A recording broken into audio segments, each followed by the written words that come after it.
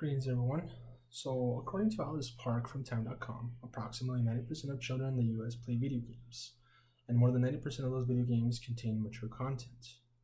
Now, to put that into perspective, about 90% of the youth of America play video games in which killing civilians and committing crimes go unpunished because it is a virtual world. Nobody gets hurt. However, you should think about this. What happens when these children behave like their characters? Or what happens when these children cannot distinguish the real world from the virtual world? And of course, that is when things such as the Columbine High School massacre and the Sandy Hook Elementary shooting happen.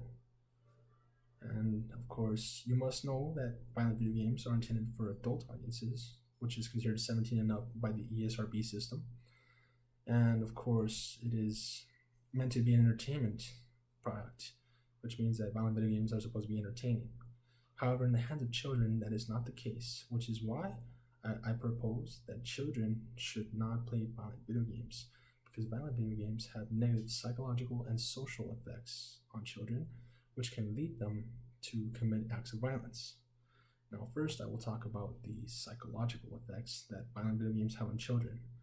So, in the same article written by Alice Park, there was a study that was mentioned in which Craig Anderson, the director of the Center of Violence, the Center for the Study of Violence in Iowa State University, found that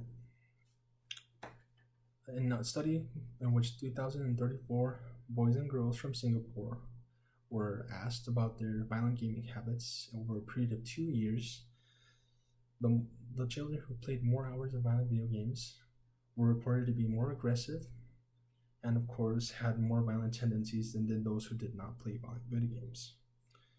And there was another study in which some volunteers in 2011 underwent brain scans to see the effects of violent video games on the brain. And of course, the subjects were also children, and what they discovered was that exposure to violent video gaming may actually temporarily change the brain. In other words, what they discovered was that after 1 week of violent gaming, these volunteers showed less activity in the regions connected to emotions, attention, and inhibition of impulses, as compared to participants who played non-violent video games. And now, they said that the effect appeared to be reversible, but the results suggested that the extended periods of play could lead to more stable changes in the brain. Now, that means that they would still be more aggressive the longer they play. In a third study, carried out by Henrik Pullman and his associates, they found that boys playing violent video games behaved more aggressively later that day than boys watching violent video games.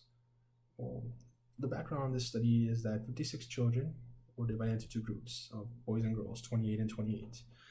And they found that boys were more likely to play violent video games than girls.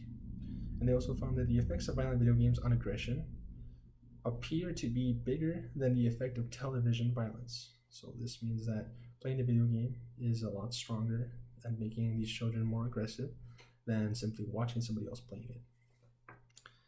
Now we will move on to talk about the negative social effects that violent video games have on children. Now, in an article published by the Scientific American and rated by Greg Topo, it reads, psychologist J. Ronald Gentile found that children and adolescents who played more violent games were likelier to report aggressive cognitions and behaviors. This goes in line with the other study. However, in this study, it says that 8th and 9th graders who played violent video games more frequently displayed greater hostile attribution bias, which means looking out for enemies, and got into more arguments with teachers. In a separate study carried out by Michelle L. Ibarra, it suggests that an increased risk of carrying weapons to school is associated with more violent gameplay. Now, in this study, 1,489 youths were surveyed, and of course, these were students in school. And what they found was that 24% of those youths actually carried weapons to school due to exposure to violent video games. Now, there was an article that was brought about by the New York Times, and it was written by Maya Selim and Liam Stack, in which it claims that in 2011, the Supreme Court rejected the claim that violent video games promote real-life violence when it ruled 7-2 in Brown versus Entertainment Merchants Association that California could not ban the sale of violent video games to children. Now, according to Justice Antonin Scalia of the US Supreme Court, psychological studies purporting to show a connection between exposure to violent video games and harmful effects on children do not prove that such exposures cause minors to act aggressively.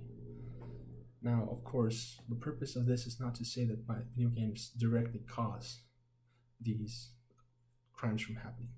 It is simply that violent video games influence children because children do not know how to think cognitively yet. So that is when we get to things such as, of course, the Columbine High School Massacre. In an article written by Jennifer Rosenberg, I got the information for the Columbine Massacre as to not mess up the dates.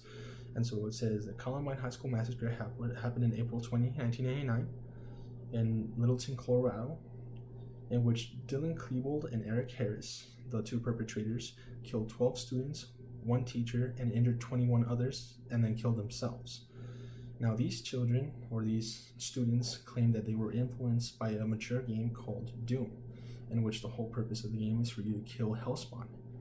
Now, that is pretty violent, and of course, many shootings in schools have claimed that they have been influenced by violent video games, such as the Virginia Tech shooting in 2007, the Sandy Hook Elementary School shooting in 2012, the Marjorie Stoneman Douglas High School that happened recently, actually. And now, of course, there are solutions that are proposed. The first solution that was proposed was a tax reform bill made by the U.S. Congress, in which, of course, the U.S. Congress would take away the R&D, which is also known as the Research and Experimentation Tax Credit, permanently, which means this would not allow violent video game producers to have enough money to make more violent video games. Of course, this solution means disadvantaging the people who actually make violent video games, so that is not a good solution, at least in the opinion of many. A second solution that was proposed was actually changing the ESRB rating system of America to a different system, such as the one they use in the UK, which is called the Pan-European Game Information System, in which, of course, they restrict the content of video games according to age. It is a bit more detailed in the ESRB since it has more age ratings, and in that system, as if you hurt a human being, it is an official like teen or mature, even if it is a fantasy game. And of course, it gives a very detailed description of the video game, which is, of course, can lead to spoilers, which is, of course, not a big problem, but it's still it would mean changing the ESRB system, which could be tedious, which is why I think that the best solution would be the last solution, which is, of course, proposed by the American Academy for Children and Adolescent Psychiatry. So according to this website, which is, of course, the American Academy for Children and Adolescent Psychiatry, you as a parent can guide your children in order to not take dark paths by checking the ESRB ratings to select appropriate games, both in content and level of development, playing video games with their children to share the experience and discuss the game's content as to not make them confuse the real world with the virtual world, monitoring online interactions and warning children about potential dangers of internet contacts while playing games online, and of course remembering that you are a role model to your children, so that means you have to play video games and watch how much you play of them. And so in conclusion, I simply want to state that children really should not play violent video games because they have negative psychological and social factors that can lead them to commit horrible crimes. And of course, being a parent, it is very important for you to guide the future of this nation by making sure that you pay attention to what you buy to your children. Teach them about the differences between the real world and the virtual world. Teach them that in the real world, there is no second chance, and there is no multiple lives. It is one life, and there are consequences. That is the most important part of this. Thank you for your time. Take care.